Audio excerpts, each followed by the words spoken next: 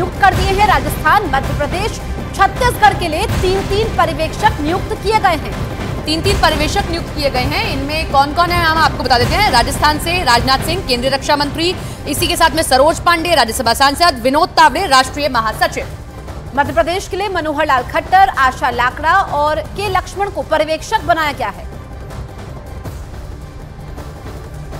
तो एक एक करके हम आपको बता रहे हैं कि पर्यवेक्षक जो नियुक्त किए गए हैं। सबसे पहले हम आपको बताएंगे राजस्थान के लिए कौन कौन नियुक्त किए गए हैं। इसमें पहला नाम आता है राजनाथ सिंह का, जो रक्षा मंत्री हैं। विनोद तावड़े राष्ट्रीय महासचिव है, महाराष्ट्र आते हैं, बड़ी जिम्मेदारी संगठन में रखते हैं। बिल्कुल। तीसरा नाम है सरोज पांडे का, जो कि सांसद है। इनको भी बड़ी जिम्मेदारी ये सौंपी गई है।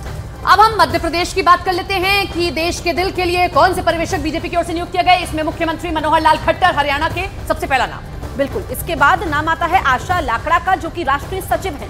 डॉक्टर के लक्ष्मण अध्यक्ष हैं बीजेपी ओबीसी मोर्चा के, उनको जिम्मेदारी दी गई। अगला नाम छत्तीसगढ़ से जुड़ा हुआ। बिल्कुल। छत्तीसगढ़ में पहला नाम आता है अर्जुन मुंडा का, जो कि केंद्रीय मंत्री है। इनको छत्तीसगढ़ के लिए पर्यवेक्षक नियुक्त किया गया है। सर्बानंद सोनोवाल को जिम्मेदारी दी गई पर्यवेक्षक के तौर पर, केंद्रीय मंत्री हैं, और इसी के साथ में दुष्यंत कुमार गौतम महासचिव हैं, और उनको भी ये जिम्मेदारी दी गई। छत्तीसगढ़ में जाइए, विधायकों से मुलाकात कीजिए और ये बताइए कि विधायकों की क्या है राय। बिल्कुल। तो ये तीन पर्यवेक्षक नियुक्त किए गए हैं, जिस पर से अब पर्दा उठ चुका है, यानी कि इनको बड़ी जिम्मेदारी सौंपी गई है। और ये अब माना जा रहा है कि पर्यवेक्षकों की नियुक्ति के बाद ये लोग जब जाएंगे तो उसके बाद कभी भी मुख्यमंत्री के नाम का ऐलान होगा।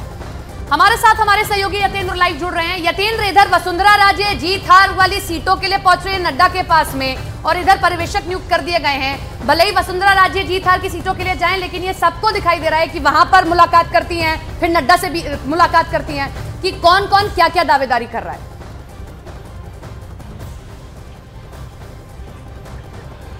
देखिए, कल पूर्व मुख्यमंत्री वसुंधरा राजे की मुलाकात हुई बीजेपी अध्यक्ष जेपी नड्डा और गृह मंत्री अमित शाह से। उन्होंने राजस्थान की स्थिति को लेकर तस्वीर जो थी उसको लेकर उन्होंने चर्चा उन लोगों के साथ की, और आगामी लोकसभा चुनाव में किस तरह से स्थितियों को और बेहतर बना सकते हैं बीजेपी के फेवर में, उसको लेकर भी चर्चा की। लेकिन जहां तक जो जानकारी मिली है, मुख्यमंत्री पद के चेहरे को लेकर कोई भी चर्चा इन दोनों ही मीटिंगों में नहीं हुई। हालांकि इन्होंने अपनी तरफ से जरूर कहा कि जो भी आलाकमान का फैसला होगा वो उनको स्वीकार होगा। लेकिन यहां तक पर्यवेक्षकों की बात है तो आज पर्यवेक्षक, कल ही संकेत मिल गए थे कि बीजेपी नेतृत्व आज पर्यवेक्षकों के नाम का ऐलान कर देगा। अब से कुछ देर पहले ही बीजेपी अध्यक्ष जेपी नड्डा ने पर्यवेक्षकों के नाम तीनों ही राज्यों के लिए ऐलान कर दिया है, और तीनों ही राज्यों में 3-3 पर्यवेक्षक दिए गए हैं। और सबसे खास बात है कि जो तीनों राज्यों के पर्यवेक्षक देखेंगे तो इसमें जो संगठन और सरकार को जो अच्छे से समझते हैं उन नेताओं को शामिल किया गया, और तीनों ही राज्यों के लिए पूर्व मुख्यमंत्रियों को भी इसमें और वर्तमान मुख्यमंत्री को भी इसमें जगह दी गई है, जिसमें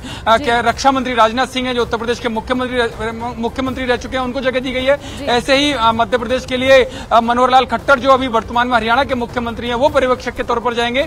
और छत्तीसगढ़ के लिए अर्जुन मुंडा और सर्बानंद सोनोवाल दोनों ही मुख्यमंत्री रह चुके हैं, इन दोनों को जगह दी गई। यानी साफ है कि किस तरह से बीजेपी ने पूरी रणनीति के साथ इन चेहरों का चुनाव किया। विनोद तावड़े जो राजस्थान के साथ महाराष्ट्र में पर्यवेक्षकों की नियुक्ति की गई है, लेकिन अब इसका राज्य पर क्या असर हो रहा है, ये जानने के लिए जयपुर का सीधा रुख कर लेते हैं। भवानी मेरे सहयोगी वहां पर जुड़े हुए हैं, मैं भवानी का रुख करती हूँ। भवानी, जरा ये बताएं कि सबसे बड़ा नाम इन तीनों राज्यों के पर्यवेक्षकों में जो है वो है राजनाथ सिंह का। तो क्या ये माना जाए कि सबसे मुश्किल मुख्यमंत्री पद का चुनाव राजस्थान के लिए रहना था और इसीलिए राजनाथ सिंह की नियुक्ति की गई है?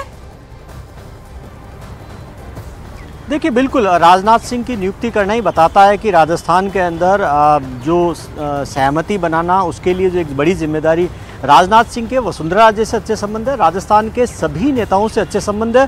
खुद राजनाथ सिंह राजस्थान के अंदर स्टार कैंपेनर रहे हुए हैं, पूरे राजस्थान में विधायकों से उनके अच्छे संबंध है। तो जब विधायक दल की मीटिंग होगी और राजनाथ सिंह सामने चेयर पर बैठे होंगे, तो अगर किसी तरीके की कोई दिक्कत आती है सहमति बनाने के अंदर, तो राजनाथ सिंह से बेहतर आदमी कोई नहीं हो सकता। इसीलिए सही उनका चयन किया गया। और ख़ास तौर पर अगर वसुंधरा राजे से कोई बात करनी हो तो राजनाथ सिंह के वसुंधरा राजे के काफ़ी अच्छे संबंध है, वो उनका सम्मान करती है, उनसे बात कर सकती है और बाकी विधायकों से ही बात कर सकती है। और राजस्थान के जो नेता हैं, काफ़ी सारे यहाँ पर अलग अलग नेता हैं, जिनके गुटों के नेता, उनसे भी राजनाथ सिंह सक्षम है इस मामले में बात करने के लिए, सहमति बनाने के लिए। इसलिए राजनाथ सिंह की नियुक्ति और जो ये कॉम्बिनेशन बनाया गया तीनों पर्यवेक्षकों का, ये काफ़ी अहम है। जी ठीक है भवानी, आप रहिए हमारे साथ। मनोज भी हमारे साथ ग्राउंड जीरो से मौजूद है। मनोज, आप मुस्कुरा रहे हैं, 3 पर्यवेक्षकों के नामों का ऐलान हो गया है। मनोहर लाल खट्टर भी इसमें, हरियाणा के मुख्यमंत्री शामिल है, तो मान लिया जाए जल्द पर्दा उठेगा? पर्दा उठेगा, और क्योंकि जब हम अभी यहाँ पर हमारे साथ हैं अजय विश्नोई, जो कि पूर्व मंत्री हैं, विधायक हैं, जबलपुर से चुनाव जीत कर आए हैं। सर, आप तो पार्टी दफ्तर में जीतने के बाद पहली बार आए और आते से आपको एक खबर मिली कि पर्यवेक्षक नियुक्त हो गए। संयोग है, हर एक कार्यकर्ता के लिए जो कार्यालय है वो मंदिर होता है। हाँ। तो भोपाल आए हैं और मंदिर नहीं आए, ऐसा कैसे हो सकता है? लेकिन सर, कौन बनेगा मुख्यमंत्री मध्य प्रदेश का?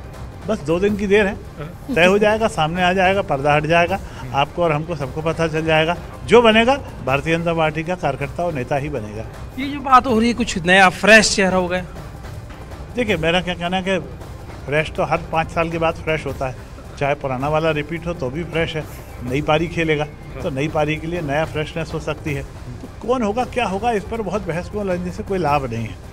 हमारे का राज्य कैसे बनाएं, ये हम सब का लक्ष्य, जो निर्वाचित होकर आए। सदन के भीतर सबकी अपनी भूमिकाएं होती है, लेकिन एक बात को जरूर हमें ध्यान में रखना चाहिए कि हमारी मर्यादाएं और परंपराएं, ये लोकतंत्र की बड़ी ताकत है। सर, राजनाथ सिंह जी ने कहा कि 350 होगी, बीजेपी पार के चुनाव में 400, एनडीए पार जाएगा, मिशन 29 के लिए भी कहा शिवराज सिंह चौहान ने। ये संकल्प है हम सबका। सीएम फेस को लेकर सर आपका नाम आगे चल रहा है, सर आप कैंडिडेट। नमस्कार, बाकी को भी धन्यवाद दिया आप।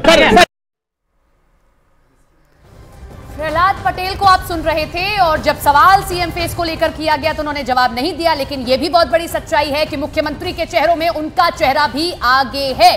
अब उनके चेहरे पर मोहर लगती है या किसी और पर, देखना होगा।